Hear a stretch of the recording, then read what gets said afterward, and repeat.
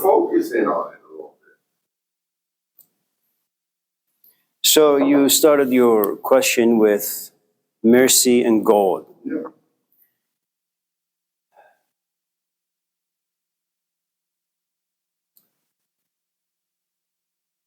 Language or words are usually defined by culture, society, personal experience. And so when you talk about mercy, for the most part, the way you define mercy, the way you define God, really, they're shaped by just where you've been, what you've been through, the things you've read, the people you've talked to and listened to. And when it comes to the question about religion, there are also these other complexities on the side. Are you a heterosexual? Yeah. Okay. So what you have is you have exoteric and then you have esoteric. When you're young, you look at someone and you say, I like the way they look. I like their dress. I like their hair. I like their nose. I like the way they smell, all that. And what you see on the outside has enough intensity that you're basically lured into this physical trap. What you see is enticing enough. You walk, you chit-chat a little bit. After 2-3 weeks, emotions flare up, and then you summon up the courage. You look at someone and you say, I love you. As you get a bit more mature and a bit more seasoned, you say, how people look on the outside are like a mirage. You know, you're driving Highway 99, it's hot, you see a pool of water in the middle of the highway, and you say, oh, good, it's warm enough, maybe I'll just stop the car and jump in for a swim. And then as you get closer, you realize, no, it's the asphalt or the heat. They have an intimate relationship, and they create this illusion that there is this pool of water. So as you get a little older, you're not going to be deceived by the way someone talks, by the way someone thinks, by the way someone looks. You begin to ask very, very serious and difficult questions. How are your parents? Have you been married? Do you do drugs? Do you do porn? Did you go to school? Are you close to your parents? And these questions usually come up much later for us. It's like you buy a car first because it looks good, and then you open the hood, you realize, oops, it just doesn't have an engine. So you go out with a guy or a gal, and after 2-3 weeks, you ask him some questions, or, it's like Jameson. There's someone out there looking at him saying, wow, he's a really, really nice guy. But what she doesn't realize is that he likes to sleep until about noon, get up, eat, and then take another nap. So he's low on cash. He doesn't want to go anywhere. He wants to sit home and watch TV. And this 20-year-old says, come on, man, take me somewhere. Well, let me take a nap. It's your 4th nap of the day. And then he realized, well, Jameson looks good. He just doesn't have an engine. So when you ask about God, or when you question God, when you question the concept of mercy, the question is, are you looking at things from the outside, or have you gone through the outside, you have knocked on the door, and someone has opened the door, now you're looking at things from the inside?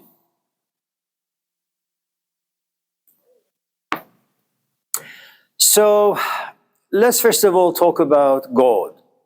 I don't know who God is, what God is. I'm not in the mind of God.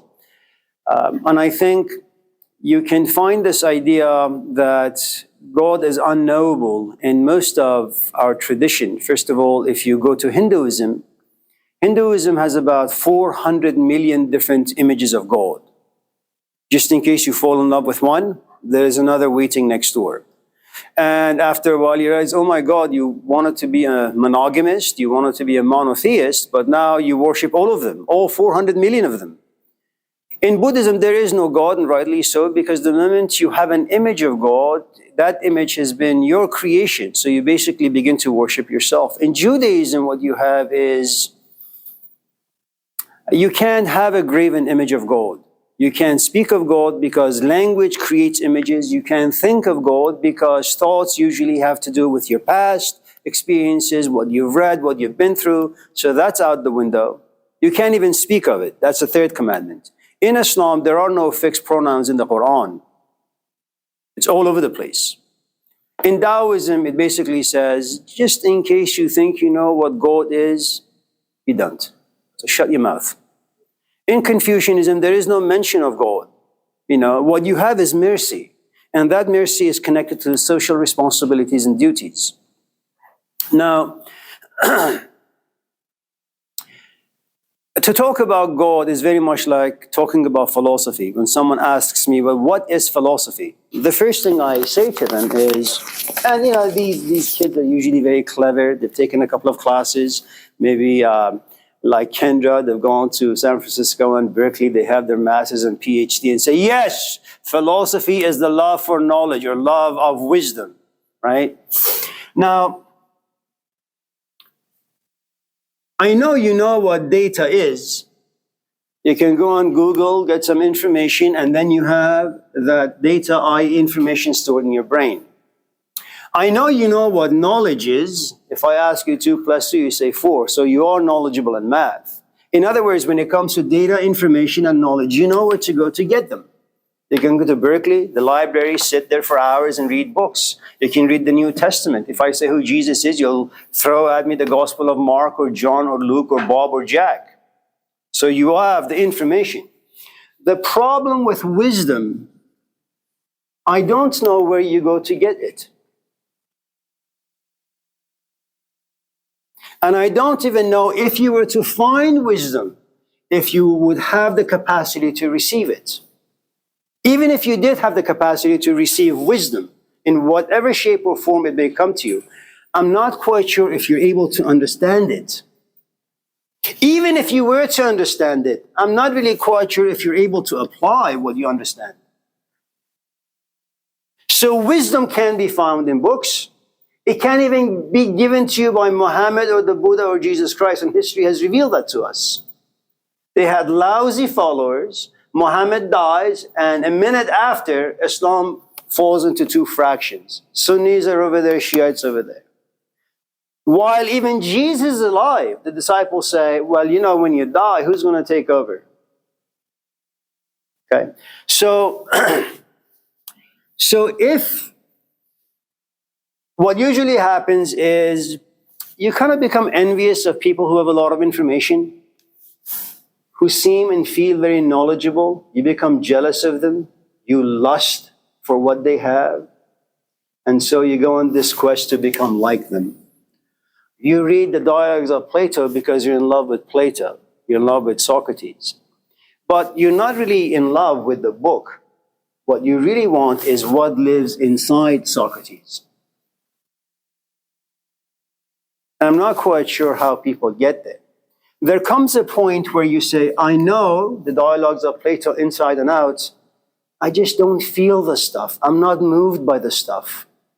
Okay? And then what happens is after 20, 30 years of going to school, getting a PhD, you come to realize, yes, you've gone to school. Yes, you have a lot of information in your pathetic little head. Yes, you have a job. Yes, it is what you're talking about. But the truth is, you're not satisfied. And then all the work you have done in acquiring data, information, knowledge, all of a sudden, you look at them and you say, man, it's a complete waste. It's no different than being married for about 20, 30 years, and all of a sudden, one morning you wake up, you look at your companion and say, I don't think I want to be here. Because remember, it's all about relationships. Nothing for human existence lives in a vacuum. You have a relationship with this. And like all relationships, they have value for a certain amount of time. For some of us, okay? You come to a place like Plato where you say, I'm not wanting to just follow Socrates and listen to him. I want the soul, the spirit, the wisdom that lives inside him. And so you kind of abandon this stuff. Now, the problem with abandoning information or knowledge or data is that you say, okay, what am I to do now? Where should I go? Because you've been in the habit for the past 20, 30 years of every time when something goes wrong with you, you go to a physician, you go to the doctor. In your case, you go to Berkeley Library and you comb through books. But now that you've become completely dissatisfied, disappointed in knowledge, information gathered from books or people, you have no place to go. You sit home. Now, the problem with wisdom is that you can't access wisdom with your eyes, with your nose, with your tongue, with your ears, and with your touch. It is beyond your 5 senses. It even goes beyond your thinking abilities. And should you ever get to this point where you're no longer after knowledge, but after wisdom, and again, I don't know what wisdom is, it's very much like God, unknowable, indescribable. When you get to a place where you want to know what wisdom is and want to feel it and have wisdom kind of express itself through you, this is the first stage that you go through. It's what's usually titled as the call. You know, that something about you roars or whispers, sometimes quietly, sometimes loudly, that your life is incomplete in a variety of different ways. Now, usually when you get a call comes with a great amount of questions. And you try to go back in time and kind of figure out what the answers are by your life experiences. But this no longer works. I don't know if you've looked at the later stages of the life of Leo Tolstoy, the great Russian novelist.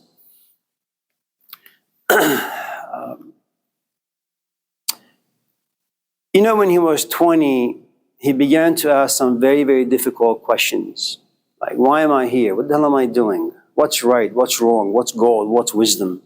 And these questions are very, very difficult on the shoulders of a 20-year-old. I mean, 20-year-olds today, very difficult. 20-year-olds 50 years ago, very easy. Because people were made differently. And because when you ask difficult questions, you have a lot of intense emotions that are, for the most part, very painful to carry, you try to put them aside, push them under the rug. As long as you don't see, you don't feel. As long as you don't feel, you don't think. And as long as you don't feel and you don't think, you can just have a good time with yourself and with life and your friends and, so on and so forth. Then 25 came about, and Tolstoy had a bit more difficulty, removing himself from these questions. These questions popped up in his head or soul more often. And so the more he began to ask these questions, the less fun life became. By the time he was 40, it was not possible to turn the other way. The questions were relentless. And so what he did, he began to have his breakfast, lunch, and dinners with his servants. The caste system has been a marvelous thing for us human beings. I eat in the kitchen, or I eat in the living room, you eat in the kitchen. And someone that I don't like eats in the stable. There comes a point where I say, well, what is the difference between me and Kevin? Why should I eat in the living room while he's in the kitchen or the stable? And then I bring my food and sit at your table. That all of a sudden I say, yes, I may have $1 million in my bank account, but on a human level, Kevin and I are very much the same. And that's devastating for someone who is rich. And that's what Tolstoy felt. And he went through this great depression. Because, see, right now, if you ask me who I am, I'll tell you my name is Amir. I have these degrees. This is how I identify myself. When that identity crumbles, falls apart, I begin to question who am I and what am I. And every call brings up this thing called the search. You go on this quest to figure out who and what you are. But if, for example, you wanted to know where you can get the dialogues of Plato, you can go on Amazon, you can go to Google, you can go to Berkeley, walk the streets of Berkeley, ask anyone there. Do you know where I can find Plato? They say, yeah, the library is over there. Okay? So when you get this question, the sort of questions that all of a sudden come up from the stage, which is titled The Call, is that you ask questions, but no answer will ever satisfy you. It's kind of like the story of the Buddha who goes to his dad and says, for the first time, I've realized that I too will get old very much like you. So when I do get old, and when all these new questions come up, how should I deal with them? And the father doesn't know. And the moment you realize that you're asking difficult questions and people have no answers for you, what happens is your relationship with them becomes contaminated. You don't feel as close. They're your father. You still love them. But he is insufficient for where you are.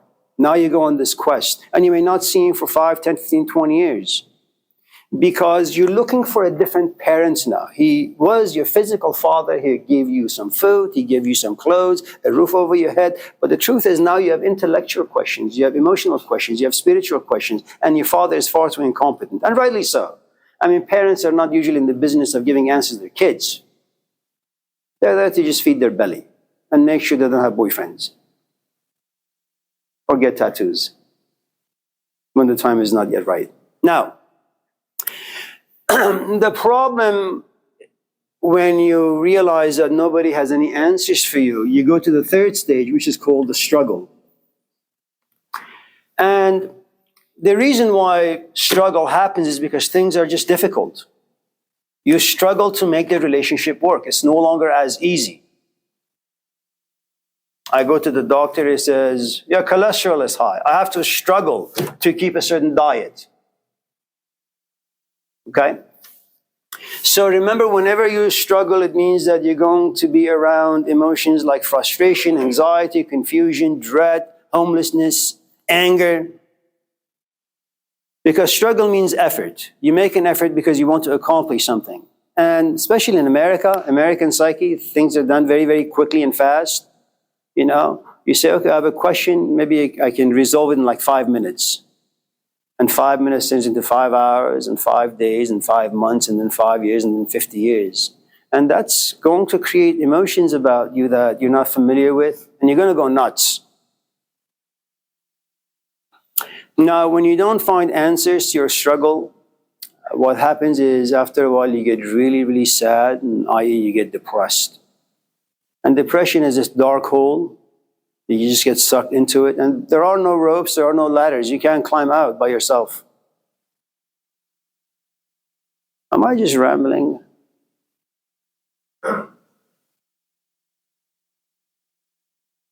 Yeah, I never do. Yeah, Julian.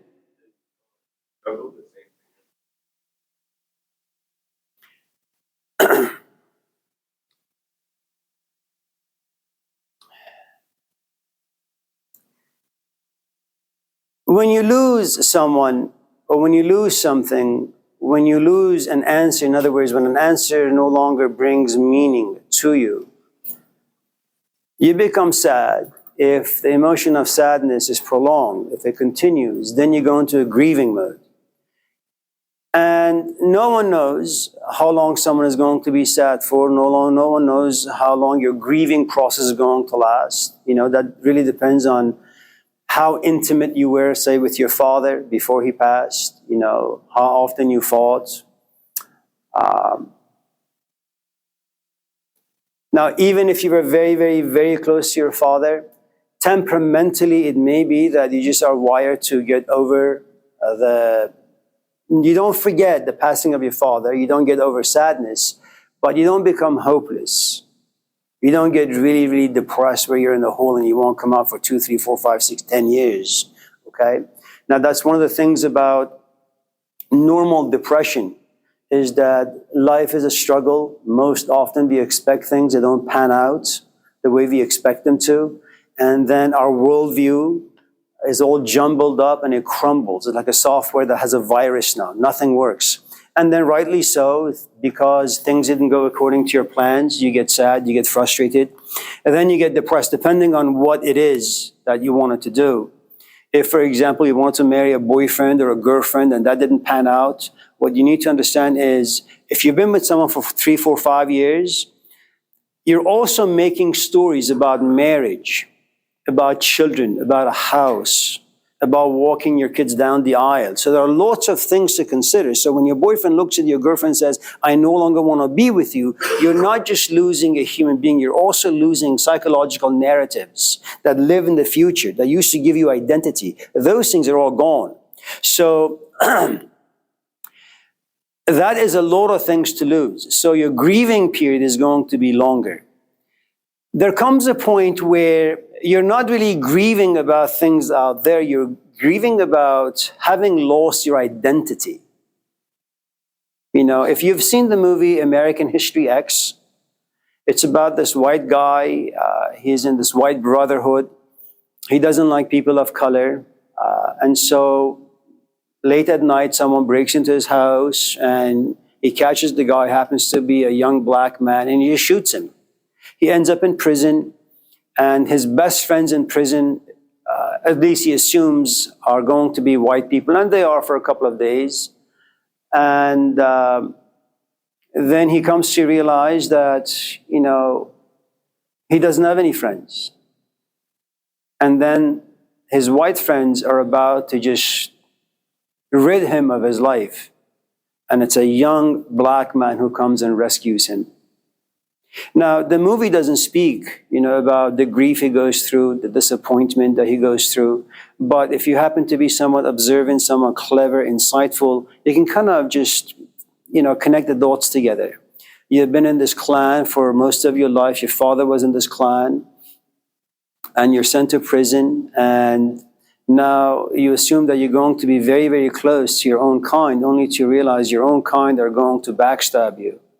And the person who's going to rescue you are the people whom you've always hated. And now you have to kind of change your worldview. And then he's released, he goes back into the world, he goes back home, and there is his younger brother, who happens to be this young white kid. His problem, he now belongs to this clan. And now this guy who used to serve time now goes to the brother and says, listen, the path you're taking, in rah ke miravi be Turkestan ast, that this path that you're taking is not going to take you anywhere. You're going to end up very much like me, bitter, disappointed. So if you have lost your identity, the grieving mode is going to be a long, long, long, long time. Because if you ask yourself who you are a collection of experiences. Parents, culture, society, the things you've watched, the things you've been through. That is who you are. Once you bring all those components, examine them, question them relentlessly, everything will fall apart. And you look yourself in the mirror and you have nothing. It's like all the stories have been gone. Imagine writing an essay for about 5-10 hours for a class. And then you go to print it out for some strange reason. You turn on your laptop and you look for the file and it's not there. But what happens? Well, you're not going to laugh. You're not going to be happy. When your mom says, come for dinner, you're going to scream. You're going to use all these obscenities and profanities. You just don't want anyone to be around you because you spend like 5 months writing an essay and it's not there anymore. And you're going to fail your exam and you won't get your PhD or your master's or your bachelor's. You won't be happy. And it's kind of like that. It's kind of like Kevin or any one of us in this class who happen to have some age on you, It's something we talked about yesterday in our class, which was, when you're young, the only reason why life has meaning, why life gives you hope and dreams is because you haven't done anything. Everything out there is like an ice cream shop. Everything looks good and tastes good, at least you assume. And you go forward full force. It's only when you get a little older, when you know really how life unfolds. When someone comes to you and says, and they happen to be 18, I'm in love. Well, as a 60-year-old man, you say, well, that's good for you, but how could you be so stupid? You're in love with what exactly? Well, who's your boyfriend or girlfriend? Yeah, he's 20. Wow, that's great. How do you guys meet? Met, I don't know, somewhere. Oh, okay. Well, does he go to school? No,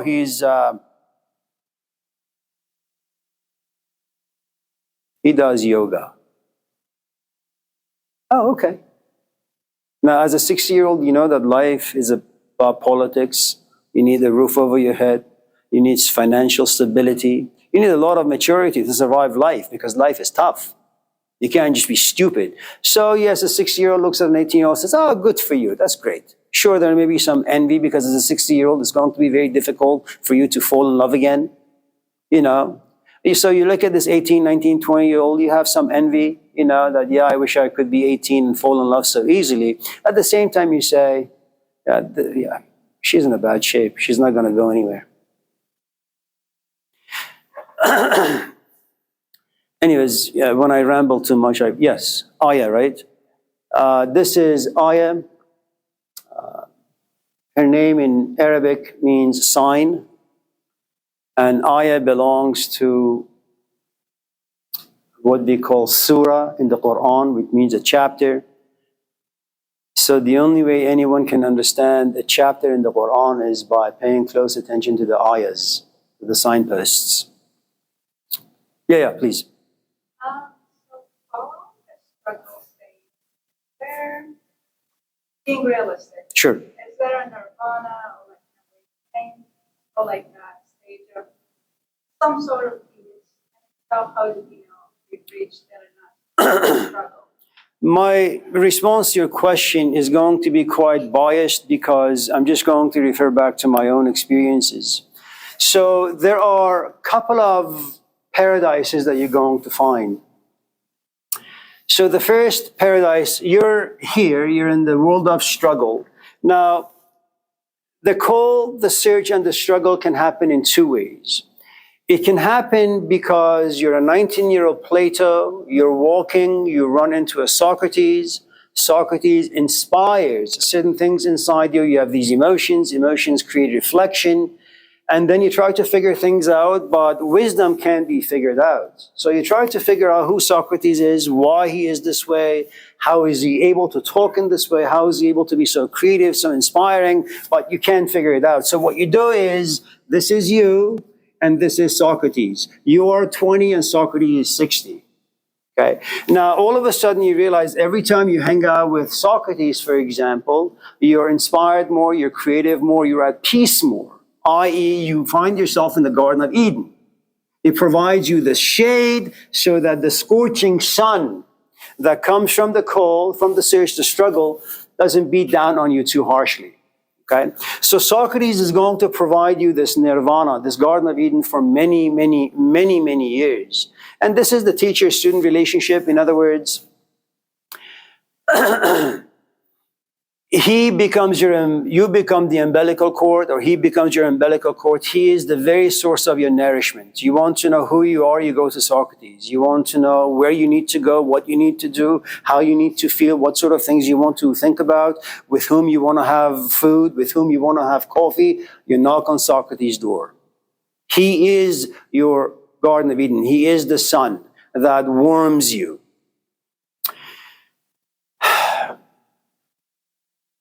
Now, this is called codependency. You know, like anything else. You want milk, you drive to Costco. You know, you're sick, you go to Kaiser. And experience has shown that when you go through these modes, the call, the search, the struggle, you call Kevin, you talk to him, and you realize he's more confused than you are. You know, you call Bethany and you realize, well, she is as confused as you are. So, and then you call Socrates and you realize, well, you know, he actually gives me some clarity. There is something. And it's going to be a very mystifying thing for you. You're going to say, why is it that whenever I am around Socrates, I feel at home? Okay? Now, there comes a point where, and this happens usually after anywhere from, 5 to about 10 or 15 years.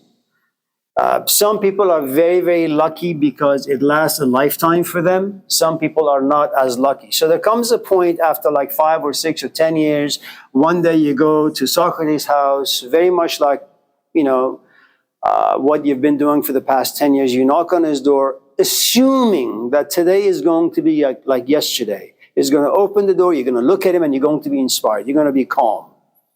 And you look at him and you say, yeah, I like Socrates, we have a great relationship, but for some strange reason, he's not doing it for me anymore.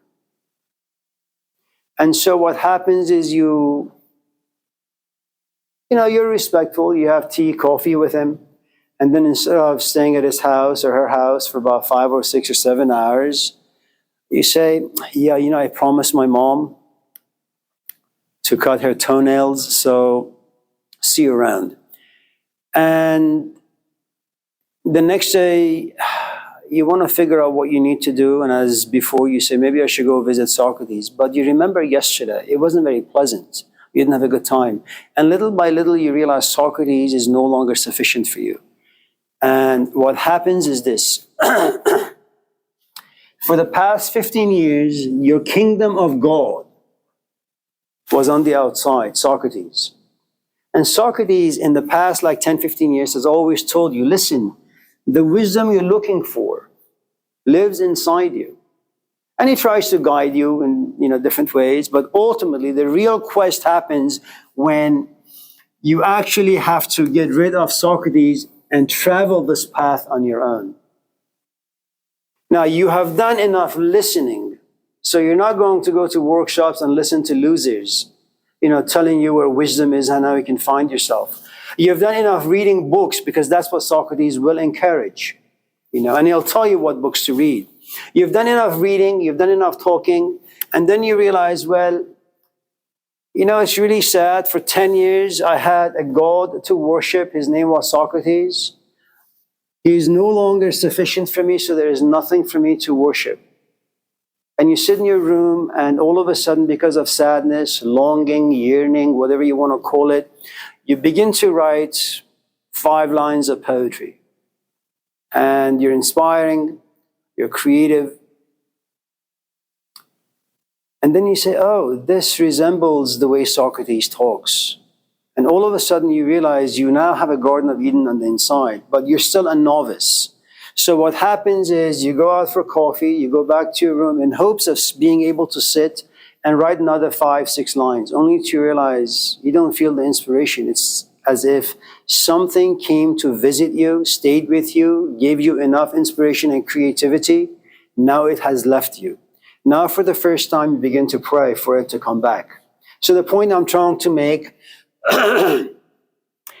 if by nirvana you mean a place of comfort, initially you find comfort in the cradle of your parents, and then you find comfort in the fact that you have friends, and then you find comfort in the fact that you now have a purpose in life, which is going to school.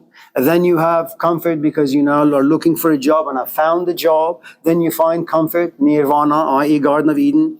You say, I want to find a companion, and you do. Then you get married, and you do. Then you have children, and you do. And then you get to the core where you say, I have all these things. For some strange reason, I feel insufficient. Why? Of course, your parents will come down saying, oh yeah, you should be grateful, thankful. I mean, look around you. Nobody has the things you do. Why do you have to be so ungrateful? Don't be a beast. And you say, they make you feel bad for the right reasons. And you look at your life and you say, yeah, they're right. I have everything. Why do I feel so crappy? Because your problems are no longer physical. You're looking for something you don't know.